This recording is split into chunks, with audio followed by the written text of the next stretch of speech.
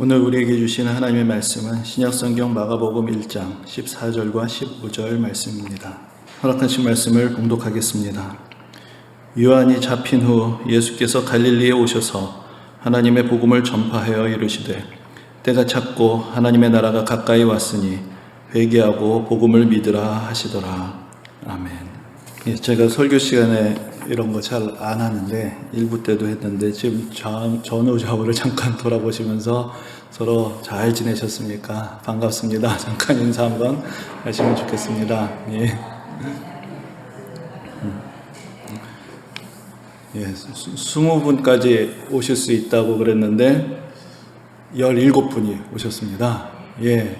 3분도 오셔도 되는데 지금 영상으로 보고 계신 분들이 나도 갈걸 나도 갈걸 하시는 분들이 계실 것 같은데 좀 더 오셔도 되고요. 또 좀 따로 자리를 좀 더 마련해 놓았습니다.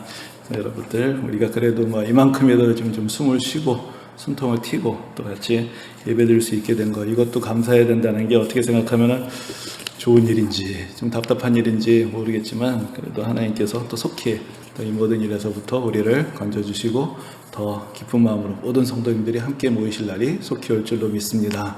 아멘. 우리가 이 답답한 상황 가운데 과연 하나님의 뜻이 무엇인가, 또 우리가 그리스도인으로서 어떻게 살아가야 하는가 좀 교훈을 얻기 위해서 다시 성경을 또 정리해보고 또 믿음의 선진들의 발걸음이 어떠한 것이었는가 살펴보는 이제 그런 시간을 갖고 있습니다. 이제 우리가 성경 전체를 이해하고자 할 때 가장 중요한 개념 중에 하나는 하나님의 나라입니다. 성경에 보면은 하나님의 나라 혹은 천국 혹은 아버지의 나라 또 그의 나라 또 그리스도의 나라 혹은 그냥 나라로 이렇게 표현이 되기도 하는데 가장 많이 사용되는 표현은 하나님의 나라라는 그런 표현입니다. 하나님의 나라는 하나님이 다스리시는 나라이고 예수 그리스도께서 주가 되시는 그러한 나라입니다. 성경은 하나님이 이 세상을 창조하신 이야기로부터 시작됩니다. 하나님이 이 세상을 창조하셨고 또 하나님은 바로 이 세상을 다스리시는 분이심을 우리에게 가르쳐 줍니다. 그런데 이 세상 사람들이 하나님의 통치로부터 벗어나서 자기들 스스로가 주인이 되고 왕이 되고자 하다가 결국은 하나님이 아닌 다른 것들을 섬기게 되고 궁극적으로는 악한 권세의 종이 되므로 이 세상에 죄가 들어오게 되었고 이 세상에 타락이 시작되었습니다. 그래서 성경이 말하는 구원은 이 세상이 다시 하나님의 나라로 회복이 되는 것, 다시 하나님께서 다스리시는 나라가 되는 것을 말합니다. 성경의 마지막 장면은 하나님의 통치가 회복이 되어서 이 세상 모든 민족들이 하나님을 찬양하고 경배하는 모습을 보여주는 바로 그러한 장면입니다. 하나님의 나라는 어떠한 나라입니까? 우리가 지난 시간에 구약 성경의 핵심적인 주제로 정의와 공의에 대한 말씀을 드렸습니다. 정의와 공의는 하나님의 통치의 원리이며 하나님의 나라는 하나님의 정의와 공의가 실현이 되는 나라입니다.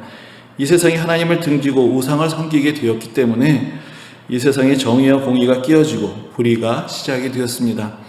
하나님을 섬긴다는 것은 하나님의 정의와 공의가 회복이 되는 것이며 정의와 공의를 이 세상 가운데서 구현하며 살아가게 되는 것을 의미합니다.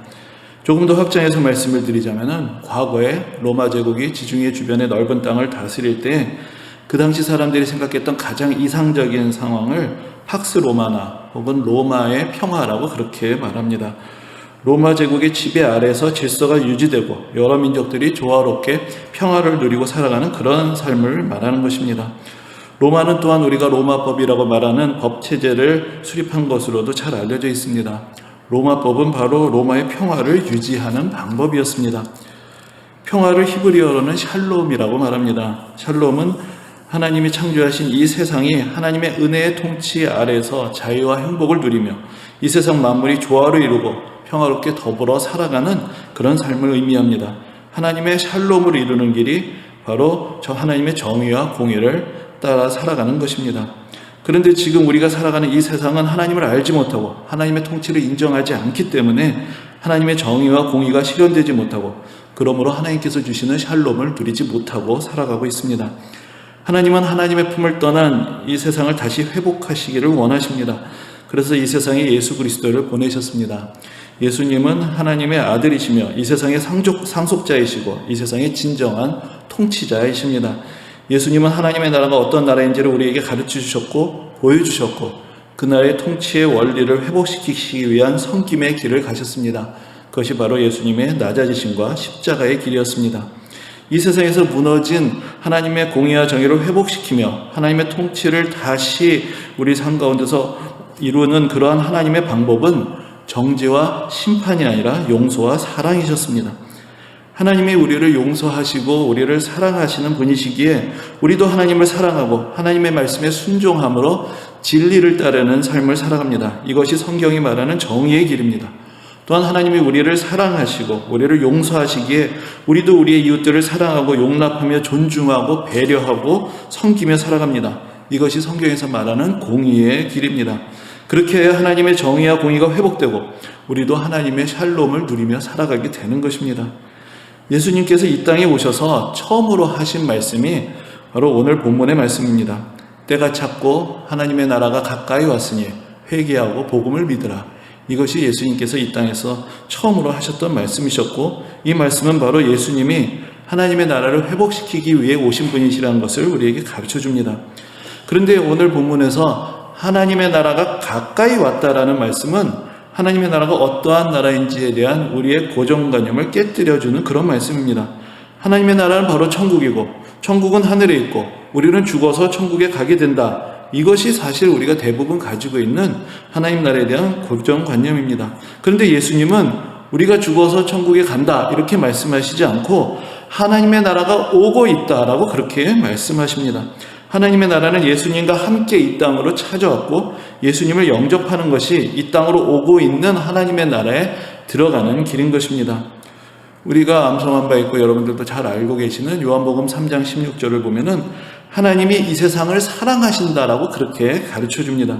즉 하나님은 이 세상을 포기하시고 버리시고 이 망해가는 이 세상으로부터 우리를 구출해 내시는 분이 아니라 이 세상을 사랑하셔서 이 세상을 구원하시고 회복시키시는 분이십니다. 그리고 이 온 세상을 구원하시는 하나님의 계획 안에 우리들 한 사람 한 사람의 구원이 들어있는 것입니다. 우리가 천국이란 말을 많이 사용하지만 사실 성경 전체에서 천국이란 말은 마태복음에만 나오는 말입니다. 좀 더 정확하게 말씀드리자면 딱 한 군데 더 디모데 후서 3장 18절에만 천국이란 말이 한 번 더 사용되고 나머지 모든 천국이란 말의 용례는 마태복음 안에서만 찾아볼 수가 있습니다. 그런데 마태가 천국이라는 말을 사용하는 이유는 하나님의 나라라는 말을 사용하기를 꺼려하는 유대인들을 배려한 것이다. 그렇게 많은 학자들이 이해를 합니다. 유대인들은 하나님의 이름을 망령되게 일컫지 않기 위해서 가능한 하나님이라는 말을 사용하는 것을 꺼려했기 때문에 마태는 다른 복음서에서는 하나님의 나라라고 표현한 그 구절을 그대로 사용을 하면서도 천국이라는 말로 바꾸어서 불렀습니다. 그래서 마태복음에서만 우리는 천국이라는 말을 찾아볼 수가 있는 것입니다. 우리가 천국이라는 말을 사용할 때 가질 수 있는 오해가 있는데 그것은 하나님 나라를 하늘이라는 특정한 공간에만 제한을 시켜서 이해하는 것입니다. 하나님의 나라는 어떤 특정한 공간에 제한되지 않습니다. 하늘이든 땅이든 우주 만물이 다 본디 하나님의 나라에 속한 것입니다. 하나님의 통치가 이루어지는 모든 곳이 바로 하나님의 나라이기 때문입니다. 이 세상의 국가는 특정한 영역에서만 주권을 행사할 수 있습니다. 그러나 이 온 세상은 본래 하나님께서 창조하셨고 다스리시며 하나님의 주권과 통치가 이루어지던 곳이었습니다. 그렇기 때문에 본질적으로 이 세상 모든 것이 다 하나님의 나라입니다. 그러나 사람들이 하나님의 통치를 받아들이지 않고 다른 신, 다른 존재, 심지어 자기 자신을 섬기게 되면서 하나님을 순종하지 않고 있을 뿐입니다. 일종의 반란이 일어난 것입니다. 하나님은 하나님을 등진 이 세상을 다시 하나님께로 돌이키시기 위해서 예수 그리스도를 보내셨습니다. 하지만 하나님의 나라를 천국으로 부를 때에 가지는 긍정적인 의미도 있습니다. 이 세상이 아직은 하나님의 나라가 완성되지 못했다는 것을 상기시켜 주는 것입니다. 그래서 우리는 하늘과 땅을 대립적으로 이해할 수 있습니다. 이 땅의 권세 잡은 악한 세력이 있고 하늘나라에 하나님의 권세가 있습니다. 그리고 우리가 너무나 쉽게 이 땅에서 실제하는 어떤 권력이나 어떤 정치 집단이나 어떤 이념을 하나님의 나라와 동일시하지 말아야 한다는 경계를 받게 되는 것입니다. 앞으로는 언젠가 하나님의 나라가 완성될 것입니다. 그러나 아직은 아닙니다. 예수 그리스도께서 영광 중에 다시 오시는 그 날에 완성될 것입니다. 그러므로 이 땅에서 하나님 나라의 백성들은 나그네로서 살아갑니다. 이 땅에서 살아가지만 아직 이 땅이 얻지 못하는 것을 바라고 소망하며 또한 믿음 가운데서 먼저 누리면서 살아가는 사람들입니다. 그러면서 이 땅이 하나님의 나라가 되기까지, 이 온 세상에 하나님의 통치가 이루어지고 하나님의 은혜와 사랑이 땅끝까지 전파되기까지 헌신하는 믿음의 삶을 살아가는 사람들입니다. 그래서 죽어서 천국 간다라는 말은 틀린 말은 아니지만 정확하게 말하면 이런 뜻입니다. 우리는 하나님의 나라를 이 세상 속에서 소망하고 믿음 안에서 경험하며 이 세상 가운데 전파하며 살아갑니다. 그러나 언젠가는 우리의 육신은 죽음을 맞이하게 될 것입니다. 그러나 그것이 끝이 아닙니다. 하나님은 예수 그리스도의 부활을 통해서 우리에게 보여주시고 약속하신 대로 우리에게 부활의 영광을 허락하실 것입니다. 우리가 죽음의 잠에서 깨어 부활의 영광에 참여하는 그날은 하나님의 나라가 회복되고 완성되며 하나님의 은혜의 통치가 온 세상에 가득한 그날이 될 것입니다. 그때 하나님의 나라의 소망을 가지고 살았던 사람들은 그들의 소망이 헛된 것이 아니었다라는 것을 발견하게 될 것이고, 그들이 받았고 맡았고 전했던 하나님의 약속이 성취된 것을 보게 될 것입니다. 그리고 그 나라에서 영원한 기쁨을 누리고 살아가게 될 것입니다. 이 세상을 떠난 성도들은 예수 그리스도의 품 안에서 안식하며 하나님 나라의 영광이 온 세상에 드러날 그날까지 잠을 자도 평안한 쉼을 누릴 것이고, 그들이 다시 깨어날 때에 우리가 하나님의 나라의 영광 가운데 있음을 보게 될 것입니다. 전에도 소개해드린 적이 있지만 저는 마틴 루터가 죽음과 부활에 대해 이렇게 말한 것을 좋아합니다. 그리스도인은 죽음을 맛보지도 보지도 않는다. 그는 죽음을 느끼지 못하고 죽음에 의해 겁먹지도 않고 다만 잠드는 것처럼 조용하게 평화롭게 죽음으로 들어간다. 우리는 그가 오셔서 무덤에 놓고 마틴 박사 일어나게 하실 때까지 잠들어 있을 것이다. 그때 나는 즉시 일어나 영원히 그와 함께 행복을 누릴 것이다. 마틴 루터는 이렇게 죽음과 부활, 그래서 우리가 죽어서 천국에 간다라는 의미를 이렇게 설명해 주었습니다. 우리가 죽어서 천국 간다는 말은 하나님 나라의 백성으로서의 소망을 가지고 살아가다가 이 세상을 떠난 성도들은 그리스도의 품 안에서 안식하다가 부활의 영광 가운데서 다시 일어나서 완성된 하나님 나라의 기쁨 안에서 살아가게 될 것을 우리에게 가르쳐주고 있는 것입니다. 하나님의 나라를 영접하고 하나님 나라의 백성으로 살아가는 삶을 요한복음에서는 영생이라고 표현합니다.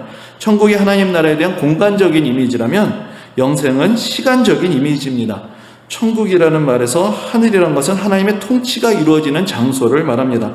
지금은 이 세상이 하나님의 통치에서 벗어나 있기 때문에 천국이라는 구별된 곳을 우리가 이야기할 수 있지만, 그래서 하늘과 땅을 구분하게 되지만, 그러나 하나님 나라가 완성될 때에는 하나님 나라가 온 세상 가운데, 이 땅 가운데 임함으로 그러한 구분은 사라지게 될 것입니다. 영원은 하나님 나라의 시간입니다. 하나님 나라에서 벗어나 있는 사람들은 유한한 삶을 살아갑니다. 생명의 원천이신 하나님으로부터 끊어져 있기 때문입니다. 그러나 하나님의 은혜 안에서 회복된 사람들은 영원한 생명을 누리며 하나님의 영광에 참여하게 될 것입니다. 하나님의 다스리심은 영원합니다. 그러므로 하나님의 은혜의 다스리심에 순종하는 사람들의 삶도 영원합니다. 그래서 사도 요한은 하나님 나라의 백성들의 삶을 영생이라고 표현한 것입니다. 그리고 영생은 바로 우리가 예수 그리스도를 영접함으로 하나님 나라의 백성이 되는 그 순간부터 우리 가운데 시작이 됩니다. 예수님은 하늘은 하나님의 뜻을 이루는 곳이고 이 땅은 버림받은 곳이니까 이 땅을 떠나서 천국에 들어가기를 소망하라고 그렇게 가르치지 않으셨습니다. 예수님은 우리에게 기도를 가르치시면서 하나님 뜻이 하늘에서 이루어진 것 같이 땅에서도 이루어질 그 날에 대한 소망을 가지고 기도하라고 말씀하셨습니다. 예수님은 하늘과 땅의 구분이 사라지고 온 세상에 하나님 나라가 임하며 하나님의 뜻이 이루어질 그날을 소망하며 기도하라고 말씀하셨고, 그 소망을 이루시기 위해서 십자가의 길을 가셨습니다. 예수님은 권위 있는 가르침을 주시는 스승이셨고 이적을 행하시는 놀라운 능력을 가지신 분이셨지만, 끊임없이 예수님의 제자들에게 서로 사랑하고 섬기는 삶을 살 것에 대해서 가르치셨고 또 그 모범을 보여주셨습니다. 종들처럼 제자들의 발을 씻겨주셨고 이 세상의 모든 죄의 짐을 대신 지시고 십자가를 지셨습니다. 기독교는 어떠한 종교입니까? 예수님을 믿고 따름으로 하나님 나라의 백성이 되어서 하나님의 은혜와 사랑을 누리며 살아가는 것을 가르치는 종교입니다. 하나님의 나라에 들어가는 것은 예수님을 믿는 것이고 하나님 나라의 백성으로 살아가는 것은 예수 그리스도의 모범을 따라서 살아가는 것입니다. 예수님의 가르침, 특히 예수님의 비유의 핵심은 하나님의 나라였습니다. 그런데 예수님이 가르치신 하나님의 나라는 저 멀리에 있는 것이 아니었습니다. 지금 이곳에서 시작이 된 것이고 지금은 겨자씨와 같이 작지만 그러나 놀라운 생명을 가지고 자라나고 팽창합니다. 그래서 서로 다른 모습을 가지고 살아가던 많은 사람들이 모두 하나님의 은혜의 그늘 안에서 평안과 기쁨을 누리게 되는 나라입니다. 예수님은 이 땅에서 바로 그 하나님의 나라를 시작하셨습니다. 제자들을 부르시고 그들을 모으셔서 그들을 하나의 공동체로 부르셨고 바로 그들이 하나님 나라의 모범이 되는 교회를 세우고 하나님 나라를 이 세상에 선포하고 전파하고 확장하는 일꾼이 되도록 삼으셨습니다. 그런데 예수님이 부르신 제자들의 면면을 보면 하나님 나라의 포괄성에 대해서 알게 됩니다. 예수님의 제자들 중에는 마태와 같이 로마의 통치에 적극적으로 협력하던 세리도 있었고 열심당원인 시몬처럼 로마의 통치에 극렬하게 저항하던 사람도 있었습니다. 그리고 그 사이에 어부들로서 어느 정도 삶의 현실적인 기반을 가지고 이 세상의 권세 아래서 때로는 고통받고 또 때로는 이익을 추구하면서 살아가던 다수의 사람들이 있었습니다. 오늘날의 연구에 의하면 당시의 어부들은 사회의 극빈층은 아니었습니다. 특히나 성경에 묘사된 것 같이 자기 배를 가지고 어업에 종사하던 어부들은 오늘날로 말하면 일종의 중산층이라고 할 수가 있습니다. 그들은 고기잡이라는 힘겨운 육체적인 노동에 종사했을 뿐 아니라 자기들이 잡은 것을 직접 가공하고 판매해서 큰 수익을 올리기도 했습니다.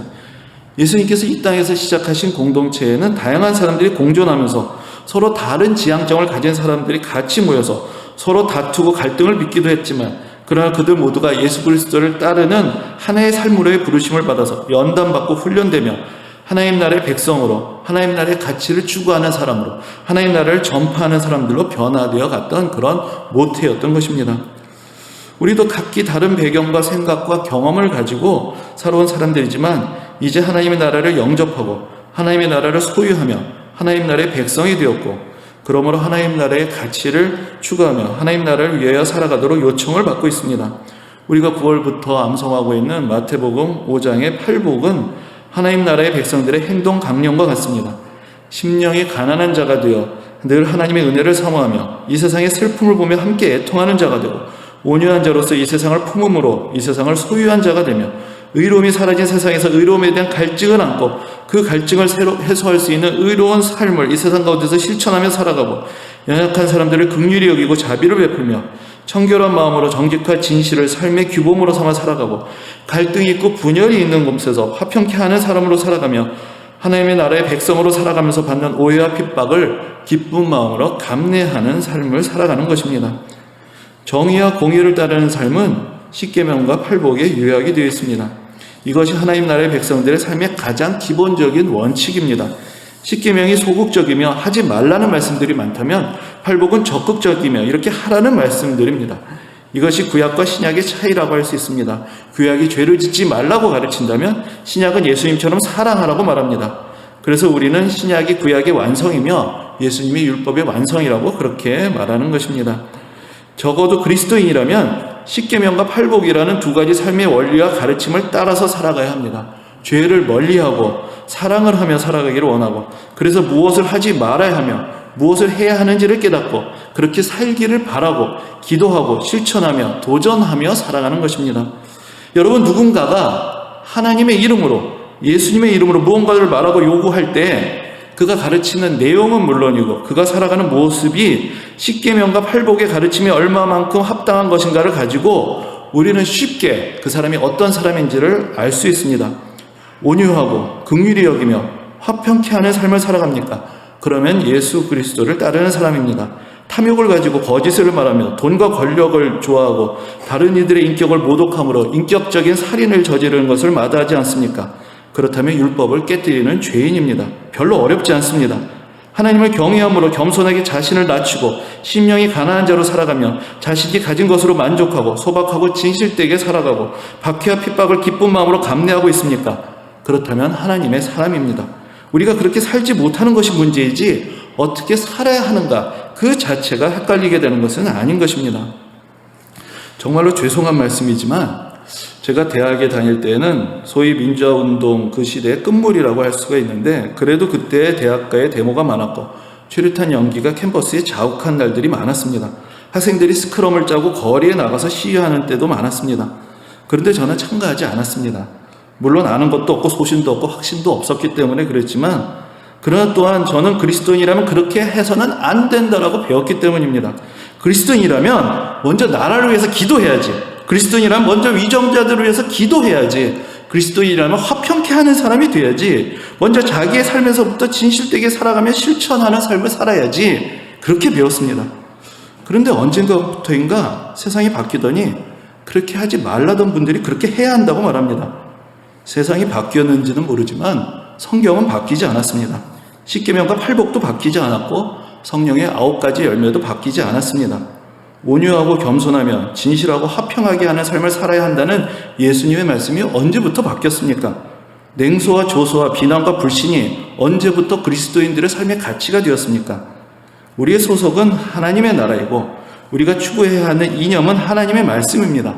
그 길을 따르다 보면 우리는 이쪽에서도 공격을 받고 저쪽에서도 공격을 받습니다. 우리는 미국으로부터 멀어지는 것, 중국과의 관계가 깨어지는 것을 염려하기보다는 하나님의 나라로부터 우리의 삶이 멀어지는 것을 염려합니다. 우리는 정치에도 관심이 있고 이 나라의 앞날도 걱정합니다. 그러나 그보다는 하나님의 다스리심에 더 관심이 있고 우리의 영혼의 앞날을 더 걱정합니다. 공산주의와 좌파 이념은 예로부터 기독교를 적으로 규정하고 탄압해왔습니다. 많은 그리스도인들이 공산주의자들에 의해 순교했고 지금도 도취해서 억압을 당하고 있습니다. 그러나 그렇다는 것이 우리가 가난한 사람들을 돕고 어려운 처지에 있는 사람들을 긍휼히 여기며 구제와 복지를 위해서 섬기고 헌신하는 삶을 살아야 한다는 것을 부정한 것이 아닙니다. 우리가 특권층의 부패와 타락을 경고하고 정의와 공의를 외쳤던 선지자들의 그 외침을 외면해야 하는 것은 아닙니다. 서구는 물론이고 전 세계에서 민주주의라는 제도는 기독교가 이 세상에 가져온 가장 큰 선물입니다. 마틴 루터는 독일 황제 앞에서 신앙과 양심의 자유를 외쳤고 청교도들은 영국 왕의 폭정에 맞서서 싸웠습니다. 마틴 루터 킹 목사는 흑인들의 인권을 위한 재단에 목숨을 바쳤습니다. 우리나라에서도 많은 그리스도인들이 독재에 맞서고 민주화를 위해 헌신했습니다. 그리스도인들의 정의의 외침은 이 세상의 독재자들이 가장 두려워하는 저항의 상징이었습니다. 그러나 그렇다는 것이 우리가 모든 권위를 다 부정하고 개인의 자유만을 절대시하며 공동체의 이웃을 배려하지 않고 무질서한 삶을 추구해야 한다는 것은 아닙니다. 맹목적인 비판에 빠져서 자기 스스로를 돌아볼 줄 모르고 하나님의 때를 기다리지 않고 모든 것을 인간의 단결된 힘으로 이루어내야 한다고 믿는 것은 아닙니다. 우리는 어떤 사람들입니까? 우리는 기도합니다. 우리는 인내합니다. 우리는 사랑합니다. 우리는 용서합니다. 우리는 이 세상에서 섬기고 낮아지고 모욕당하고 억압당합니다. 비웃음당하고 조롱당하고 손가락질 당하지만 그러나 저주하고 미워하고 분노하지 않습니다. 원수까지도 사랑하시고 자신을 십자가에 못 박았던 이들마저도 용서하셨던 예수 그리스도를 따르라는 그 부르심을 쫓는 사람들이기 때문입니다. 그리스도인들이 정말로 그리스도인다울 때에 가장 큰 힘을 가질 수 있습니다. 그 힘은 물리적인 힘이 아니라 영적인 힘이며 세상의 권세가 아니라 성령의 능력입니다. 강제하고 강요하는 힘이 아니라 감화하고 감동시키는 힘입니다. 비판하고 비난하는 지성을 넘어서 성찰하고 모범을 보이며 삶 속에서 실천하는 지성을 추구하는 것입니다. 예수님은 말씀하십니다. 하나님의 나라가 가까이 왔으니 회개하고 복음을 믿으라고 말씀하십니다. 우리는 이 말씀에 순종하여서 이 부르심에 응답하며 회개하고 복음을 믿고 하나님 나라를 영접하고 하나님 나라의 백성으로 살아가며 하나님 나라의 가치를 추구하고 실천합니다. 예수 그리스도의 십자가의 길을 따라가며 정죄가 아니라 용서를, 힘이 아니라 사랑을, 권력이 아니라 섬김을 우리의 삶의 모토로 삼고 살아갑니다. 시대가 달라져도 정권이 바뀌어도 세상이 뒤집혀도 그리스도인의 삶은 그리스도인들이 가는 길은 한결같은 것입니다. 우리의 삶의 기준은 이 땅에 있지 않고 하늘에 있으며 하나님의 말씀 가운데 있고 우리의 시민권은 땅에 있지 않고 하늘에 있으며 우리의 소망은 이 땅에 있지 않고 하늘에 있습니다. 그래서 달라질 것이 없고 그래서 흔들릴 이유가 없고 그래서 소망을 잃지 않고 믿음을 떠나지 않고 사랑을 추구하며 살아가는 것입니다. 우리가 혼란스러운 이유는 예수 그리스도가 아닌 이 세상 사람들을 지도자라고 생각하고 따르기 때문이고 우리가 불안한 이유는 하나님의 나라가 아닌 이 세상 나라를 바라보기 때문입니다. 그 어떤 나라든지 이 세상의 나라들은 다 무너질 것이고 오직 하나님의 나라만이 영원할 것입니다. 이 세상의 권세는 영원하지 않고 오직 하나님의 권세와 영광과 통치만이 영원한 것입니다. 우리는 그 나라를 바라보고 그 나라에 속한 것을 자랑스러워하며 그 나라의 백성답게 살아가며 그 나라의 완성을 위해서 기도하고 인내하며 그 나라를 전파하고 확장합니다. 때가 찼고 하나님의 나라가 가까이 왔으니 회개하고 복음을 믿으라는 예수님의 말씀을 따라 오늘도 하나님의 나라를 영접하며 스스로 죄악으로부터 떠나 복음을 믿고 예수 그리스도를 따르는 하나님의 백성된 삶을 살아가는 성도님들이 되시기를 우리 주님의 이름으로 축원합니다. 아멘. 은혜로우신 주님, 오늘도 우리를 부르시며 하나님 나라의 백성된 우리의 삶에 대해서 다시 한번 돌아보게 하심을 감사를 드립니다. 우리가 예수 그리스도의 말씀을 따라 하나님의 나라를 영접하며 하나님의 나라의 백성답게 살아가며 예수 그리스도께서 가르치시고 모범을 보이셨던 그 믿음의 길을 향하여 부족한 발걸음이지만 한 걸음 한 걸음 더욱더 진실되게 내딛어 나갈 수 있도록 우리 모두를 붙들어 주옵소서. 감사드리며 예수님 이름으로 기도합니다. 아멘. 이제는 우리 주 예수 그리스도의 은혜와 하나님 아버지의 극진하신 사랑하심과 성령님의 감화 감동 교통하심이 하나님 나라의 백성으로 살아가며 예수 그리스도의 모범의 길을 그 은혜의 발자취를 함께 따라가는 이자의 모임 모든 주님의 백성들과 함께 예배드리며 주님의 은혜를 구하는 모든 성도들에게 지금부터 영원까지 함께 하시기를 간절히 축원합니다. 아멘.